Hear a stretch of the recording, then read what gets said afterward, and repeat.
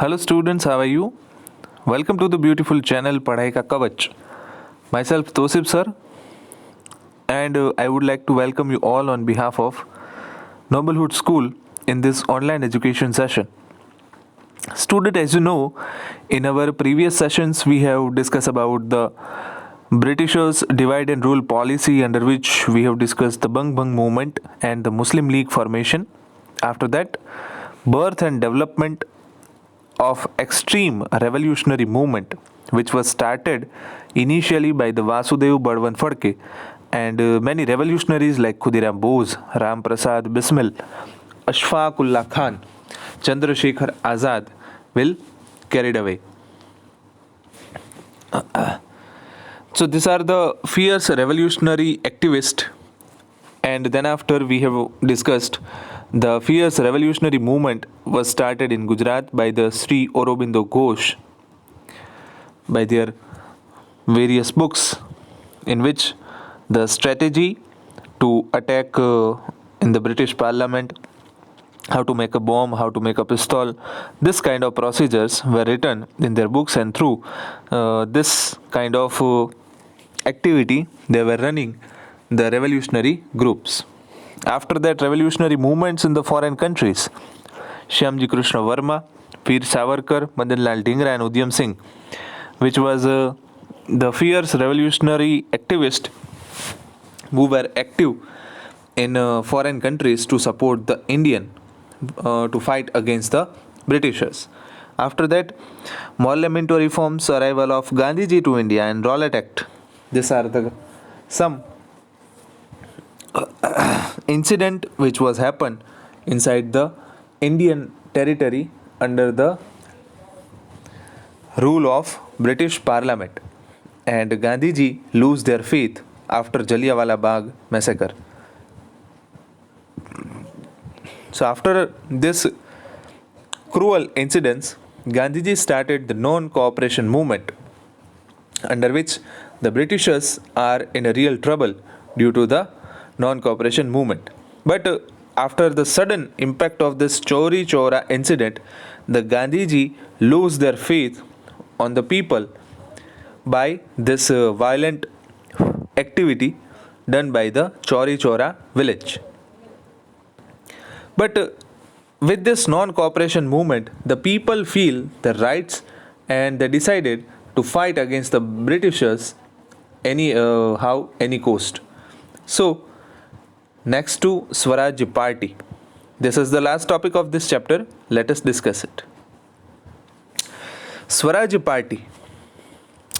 With the purpose of retaining the national awareness among people, Chittaranjan Das Munshi and Motilal Nehru formed the Swaraj Party after the withdrawal of the non-cooperation movement.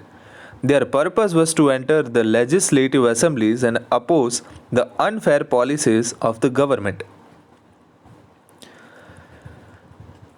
Non cooperation movement असहकार आंदोलन बंद हो जाने के बाद जो एक ज्वाला जगी थी लोगों के अंदर आज़ादी के प्रति, उसको वापस लाने के लिए और राष्ट्रीय तौर पे सतर्कता लोगों के अंदर लाने के लिए इस पार्टी की स्थापना जो है वो चित्तरंजन दास मुंशी और मोतीलाल नेहरू के द्वारा इस पार्टी की स्थापना की गई. इस पार्टी को स्थापित करने के पीछे ये हेतु था कि भारतीय लोग जो है वो तभी की जो विधानसभाएं है उसके अंदर दाखिल हो और सरकार के द्वारा जो अनफेयर यानी कि अन्यायपूर्ण जो नीतियां हैं उसका विरोध करें. The leaders of the Swarajya party also adopted the constructive activities of Gandhiji like abolition of untouchability, Hindu-Muslim unity, revival of spinning wheel and liquor prohibition etc. तो गांधी जी के द्वारा जो लड़त चलाई गई थी कि जिसके अंदर हिंदू मुस्लिम एकता की बात थी, जो दलित लोग थे उसको अछूत माना जाता था, इस चीज़ को भी नकारा गया था. इस प्रवृत्ति के अंदर चरखे का इस्तेमाल और दारूबंदी जैसी गतिविधियों के ऊपर ज़्यादा जोर दिया गया था. Swarajya Party contested the election of the legislature held in November 1923, and the candidate of the Swarajya Party were elected in the central legislature as well as the provincial legislature and got the clear majority. अब सीधी सी बात है कि भाई चुनाव होंगे तो चुनाव में लोग पार्टिसिपेट करेंगे, लोग वोट करेंगे, लेकिन अगर कोई भारतीय आदमी ही चुनाव में ना खड़ा हो तो लोग कितना भी कर ले, मत तो किसको देना होगा, अपना वोट किसको देना होगा? अंग्रेजों को। तो पहली बार जब स्वराज्य पार्टी ने चुनाव के अंदर खड़े रहने का ऐलान किया तो नवंबर 1923 में स्वराज्य पार्टी के जो उम्मीदवार थे वो केंद्रीय स्तर के ऊपर जो विधानसभाएं गठित हुई उसके अंदर भी वो चुने गए, और जो प्रोविंशियल लेवल के ऊपर यानी कि कोई एक विस्तार के अंदर जो भी विधानसभा की सीटें थी उसके अंदर भी लोग क्लियर मेजोरिटी यानी कि भारी बहुमत से चुने गए। It did not get the majority in Bengal but emerged as a strong party. Motilal Nehru was elected into the central legislature as the party leader and Chittaranjan Das were elected in the Bengal province. Bengal में हालांकि उनको भारी बहुमत नहीं मिला क्योंकि वहाँ पे अंग्रेज़ों का बड़ा प्रभाव था। मोतीलाल नेहरू जो है वो चुनाव में जीते सेंट्रल लेजिस्लेचर के अंदर यानी कि केंद्रीय स्तर पे जो विधानसभा है उसके अंदर कि जो पार्टी लीडर थे, और जो चित्तरंजन दास थे वो बंगाल प्रांत के अंदर जीते। स्वराज्य party disapproved the government budgets and proposals and resented the unjust policies of the government, जो कि पार्टी का एक हेतु था कि विधानसभा के अंदर यानी कि कायदे की सभा के अंदर घुस के उन लोगों की जो अन्यायपूर्ण नीतियां हैं उसका विरोध करे और उसको पास गवर्नमेंट के अंदर ना होने दे। सो वही उन्होंने किया। It compelled the government to consider the problems of the people. Due to the working of the Swarajya Party only, government had to appoint the Simon Commission 2 years earlier. इस सरकार ने क्या किया कि लोगों के प्रश्न है उसको सुनने पे मजबूर किया। स्वराज्य पार्टी के ऐसे काम से गवर्नमेंट को 2 साल पहले ही साइमन कमीशन बुलाना पड़ा।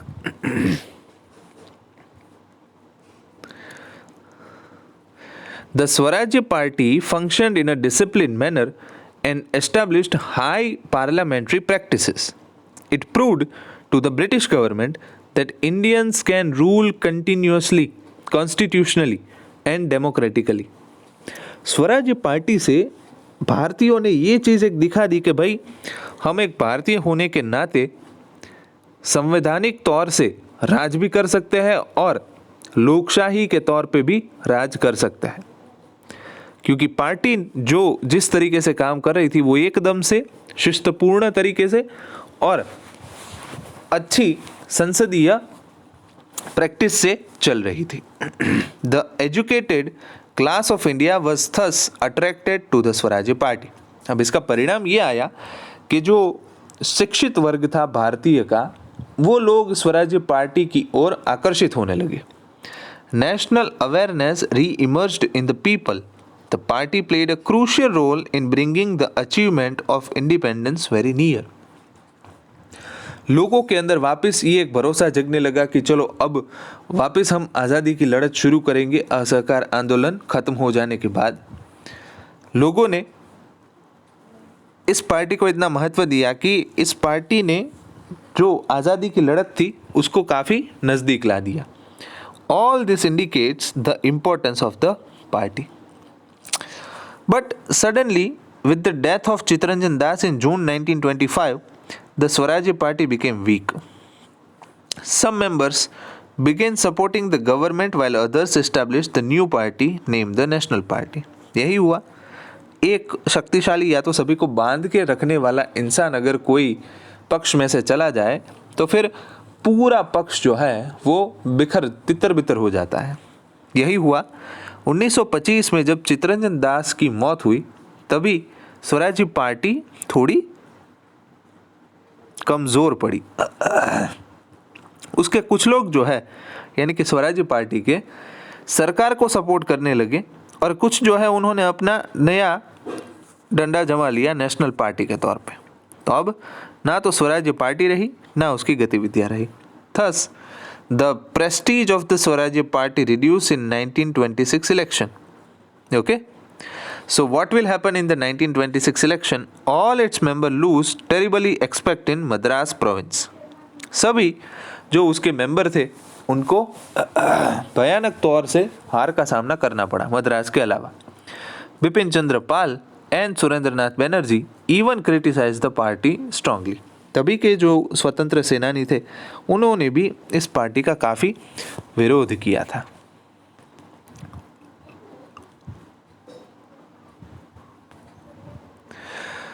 So this is all about the Swarajya Party. So student, this is the basic functioning of the Swarajya Party, their members, how they work, and in which way they are terribly lost its image in the people. सो स्वराज्य party के अंदर आप इस तरीके से description जो है वो लिख सकते हो।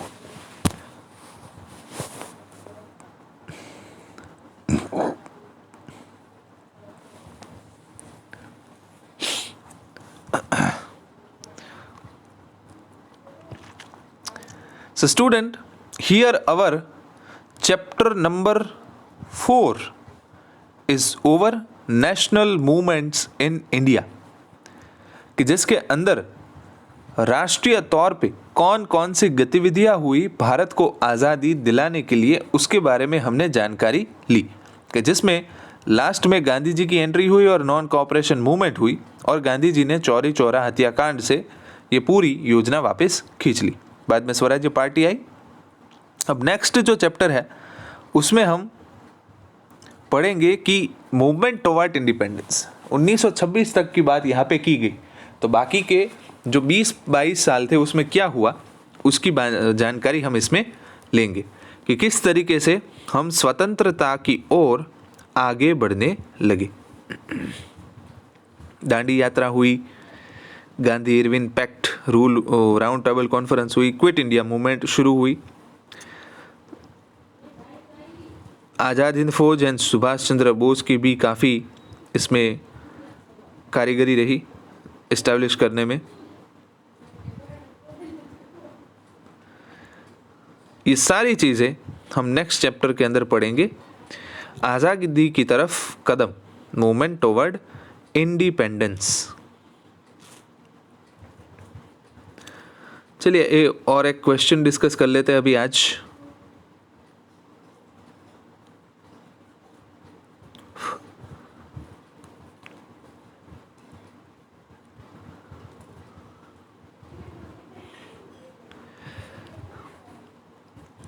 Discuss the nature and effects of boycott, agitation and national movements. मतलब बॉयकॉट जिन जिन चीज़ों का किया गया यानी कि बहिष्कार किया गया, उसका स्वभाव कैसा था उस मूवमेंट्स का, और उसकी असर क्या हुई उसके बारे में आपको लिखना है। तो फर्स्ट ऑफ ऑल हमने जो पहला टॉपिक डिस्कस किया था in a very first lecture part 1 के अंदर जो किया था, बॉयकॉट एंड इंडिजीनियस मूवमेंट। तो बॉयकॉट और इंडिजीनियस मूवमेंट का असर क्या हुआ उसके बारे में आपको लिखना है। What was the effect of this boycott movements are there which is mention here. ये पैराग्राफ से आप लिख सकते हो।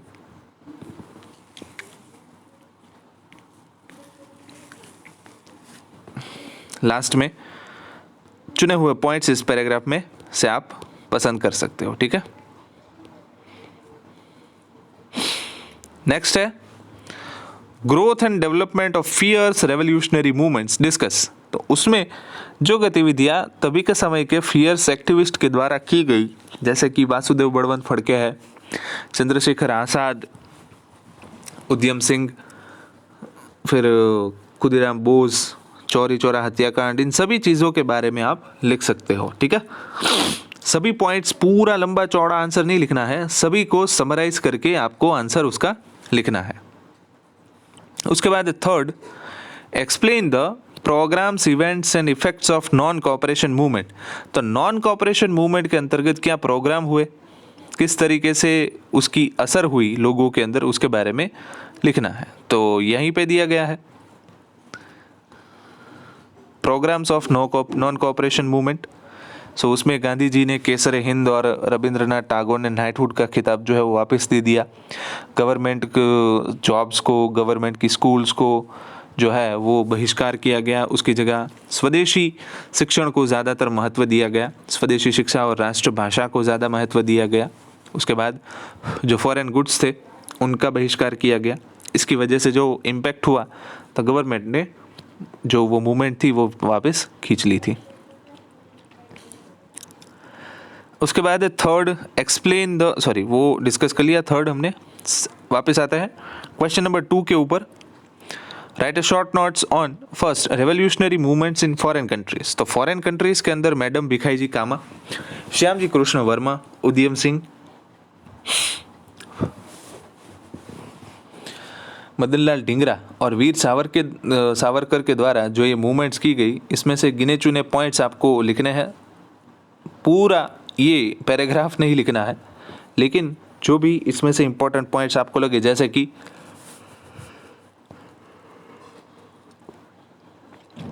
यहाँ पे Madanlal Dhingra killed William Wyllie वो use to criticise the revolutionaries. तो ऐसे पॉइंट्स आप लिख सकते हो इसमें कि भाई फॉरेन में विलियम वाइली की हत्या मदनलाल ढींगरा के द्वारा की गई थी। उसके बाद है रॉलेट एक्ट। तो रॉलेट एक्ट को बिना वकील, बिना दलील और कहा गया था किन के द्वारा, आई थिंक मोतीलाल नेहरू के द्वारा इस एक्ट को ऐसा ब्लैक एक्ट कहा गया था। गांधी जी ने भी इसे ब्लैक एक्ट नाम दिया था। इस तरीके से आप लिख सकते हो। उसके बाद जलियांवाला बाग मैसेकर। जलियांवाला बाग हत्याकांड के अंदर लोग इकट्ठा हुए थे जो डॉक्टर सत्यपाल और डॉक्टर किचलू की जो हिरासत की गई थी उसके सामने विरोध प्रदर्शित करने के लिए पंजाब के अंदर जलियांवाला बाग में इकट्ठा हुए लोगों को जनरल ऑडोनिल डायर के द्वारा मार दिया गया, जिसमें तकरीबन 1000 लोग मर चुके थे। उसके बाद जो हंटर कमीशन बैठा उसने रिपोर्ट दिया कि भाई ये तो एक अनजाने में ही हो गया सॉफ्ट क्राइम था कि जिसकी सज़ा बहुत नहीं हो सकती, 200 पाउंड जुर्माना देके उसको छोड़ दिया गया। फिर है स्वराज्य पार्टी। तो स्वराज्य पार्टी के अंदर किसने इसको एस्टैब्लिश की, चित्तरंजन दास और मोतीलाल नेहरू ने। फिर किस तरीके से उन्होंने काम करना शुरू किया, कई जगहों के अंदर चुनाव लड़े, चुनाव में जीते, चुनाव में जीतने के बाद वो गवर्नमेंट में हर एक पॉलिसी को अपोज करने लगे। फिर लोगों का भरोसा बरकरार हुआ, शिक्षित लोग उसके ऊपर आकर्षित हुए और वापस चित्तरंजन दास की मौत हो जाने के कारण पार्टी कमज़ोर पड़ी और लास्ट में बिखर गई। तो ये पूरी जर्नी आपको लिखनी है शॉर्ट नोट के अंदर। उसके बाद जो है सभी हमने जो क्वेश्चन डिस्कस किए वो रिपीटेड क्वेश्चन होंगे कि वो divided the Bengal, when and why. Bengal को किसने डिवाइड किया, लॉर्ड कर्जन ने। कब किया और क्यों किया, under the pretext of good administration, ऐसा लिख सकते हो। गुजरात में फियर्स रेवोल्यूशनरी मूवमेंट हुई, वो लिखना है, पैराग्राफ में देख लीजिएगा, ऑलरेडी मैंने डिस्कस कर लिया है आपके साथ। थर्ड है गांधी जी ने रॉलेट एक्ट को ब्लैक एक्ट क्यों कहा, क्योंकि इसमें किसी भी इंसान को अगर शंका हो उसके ऊपर तो उसे हिरासत में ले लिया जाता है और बिना कोर्ट में पेश किए उसे हिरासत में रखा जा सकता है। फिर फोर्थ है why was the non cooperation movement suspended, because of the Chauri Chaura कांड। Gandhi ji understand that I made a big mistake to give this very important tool of non violence in the hand of this cruel people, ऐसा उन्होंने कहा। और fifth जो है why did the prestige of the Swarajya party decline. तो Swarajya party का जो एक सम्मान था वो क्यों गिरा, क्योंकि चित्तरंजन दास की मौत हो जाने के बाद कुछ लोग जो है वो सपोर्ट करने लगे गवर्नमेंट को और कुछ ने अपनी अलग ही पार्टी बना ली थी। तो इसके कारण स्वराज्य पार्टी का जो एक सम्मान था वो बिखर गया। So student, this are the question and answer that you should write in your fair book regularly. Thank you. for this lecture. Stay blessed, stay safe, stay happy.